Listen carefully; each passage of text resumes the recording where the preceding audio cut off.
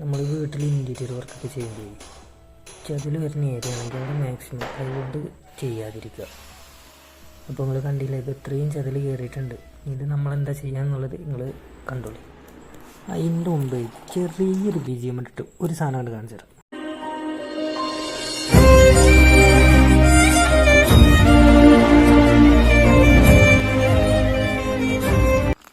പണിൻ്റെ ഒരു ആത്മാർത്ഥത എല്ലാ ചെറുക്കിട്ടും കൊണ്ട് വരുത്തിയാണ് എടുത്തപ്പോഴേ കുഴഞ്ഞങ്ങോട്ട് നിന്നു. അപ്പോൾ ഒരു BGM കണ്ടിട്ടാലോ എന്ന് തോന്നി.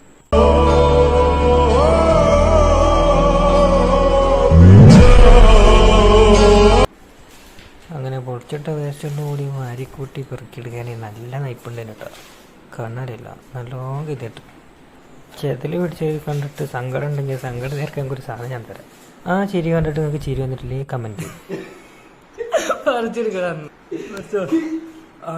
ഓൻ്റെ സൗണ്ട് ഉണ്ടാക്കലും പറിക്കലും കണ്ട പറഞ്ഞ് കേൾപ്പിക്കാനും പറയില്ലല്ല, നിങ്ങൾ പ്ലാന്റ് ചെയ്തേന്നു.